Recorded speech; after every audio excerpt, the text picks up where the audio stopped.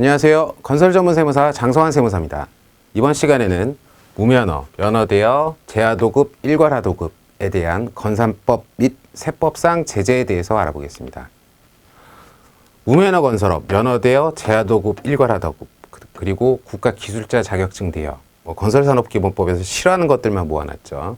당연히 건산법상의 제재도 있고 세법상의 제재도 따라붙습니다. 먼저 첫 번째, 무면허 건설업입니다. 무면허 건설업이란 건설업 등록을 하지 않고 건설업을 영위하고 있는 분들을 말하는데요.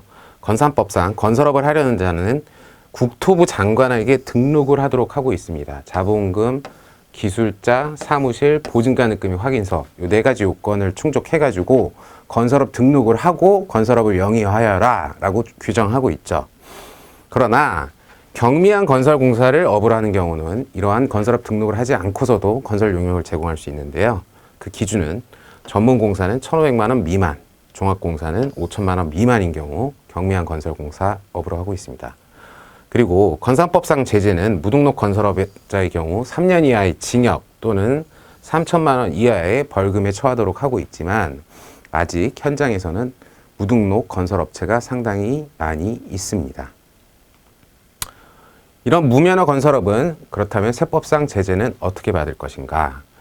가장 확실한 거는 무면허 건설업의 경우는 국민주택 건설 용역을 제공한다 하더라도 면세 규정을 적용받을 수 없습니다. 즉 종합건설업이든 전문건설업이든 건설업 등록을 해야지만이 국민주택 규모에 해당하는 건설공사 용역에 대해서 면세 규정을 적용받을 수 있습니다.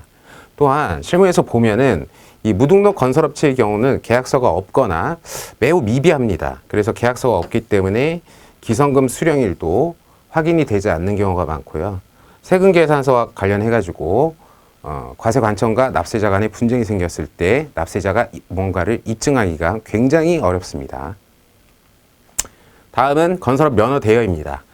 건산법에서 가장 싫어하는 분야겠죠. 건설업 면허 대여란 건설업 등록증을 대여하고 면허가 없는 자가 실질적으로 공사를 수행하는 것입니다. 건설업 등록만 해놓고 공사할 사람한테 면허를 마구 빌려주고 그 빌려받은 사람이 공사를 수행한다는 의미죠. 당연히 건산법에서 세게 제재를 하고 있습니다. 다른 사람에게 자기 성명이나 상호를 사용하여 건설공사를 수급 또는 시공하게 한 경우 5년 이하의 징역, 5천만 원 이하의 벌금에 처하도록 하고 있습니다. 아까 무등록 건설업의 경우는 3년, 3천에 비해서 훨씬 세죠. 네.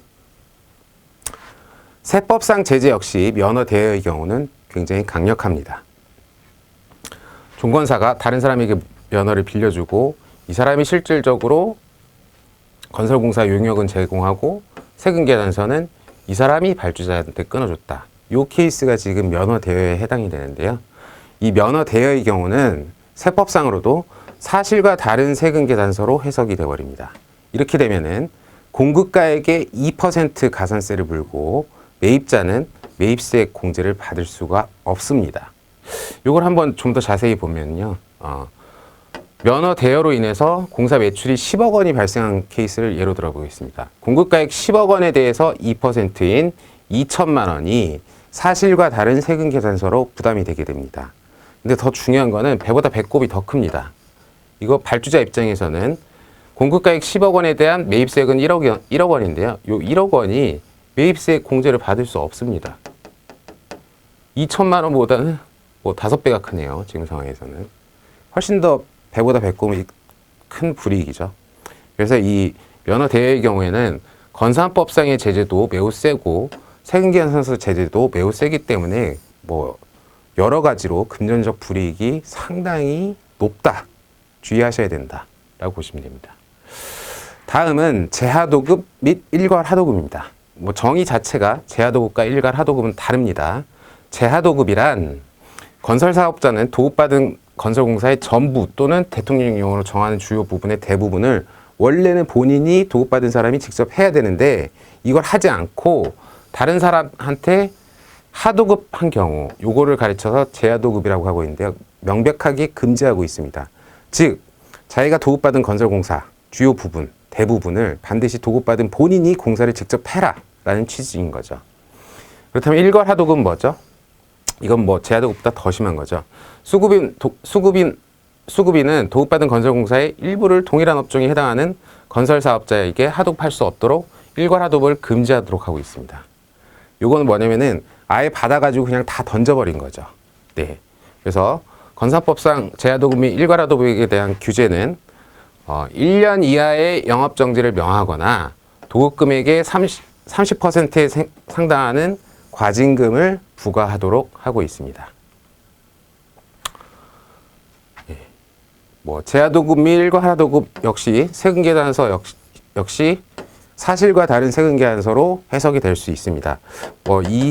이 사실과 다른 세금계산서에 무조건 해당이 되느냐, 구체적인 사실관계에 따라서 달라질 수 있지만 최악의 경우 사실과 다른 세금계산서에 해당이 되고, 아까 면허대회에서 살펴본 바와 같이 걸렸다 하면 배보다 배꼽이 훨씬 더 큰, 매우 큰 금전적 불이익을 받는다라고 이해를 하시면 되겠습니다. 다음은 건설기술자 자격 대여입니다. 건설업 등록을 하는 경우 컨설팅 사무실, 브로커 사무실 이런 데 통해 가지고 건설기술자 2인, 5인 이런 식으로 빌려서 충족을 하고 이런 일들이 비일비재하게 이루어지고 있는데요. 건산법에서 명백히 금지하고 있습니다. 건설사업자는 국가기술 자격증, 경력증을 다른 자에게 빌려주어서는 안 된다. 이거 당연히 안 되겠죠. 당연히 안 되는데 아무튼 하고 있습니다. 만약에 걸렸다라고 하면은 자격증을 빌려준 경우 6개월 이내의 기간을 정하여 그 건설사업자의 영업정지를 명하거나 이 영업정지 대신에 1억 원 이하의 가징금을 부과할 수 있도록 규정하고 있습니다.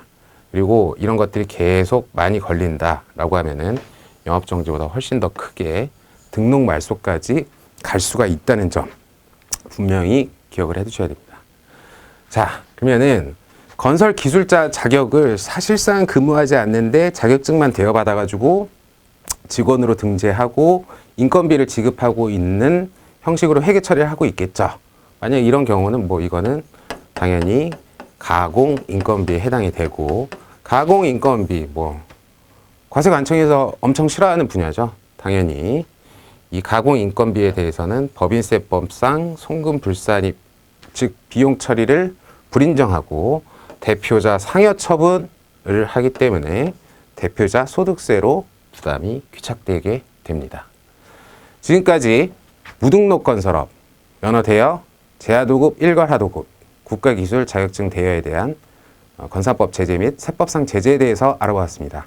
감사합니다.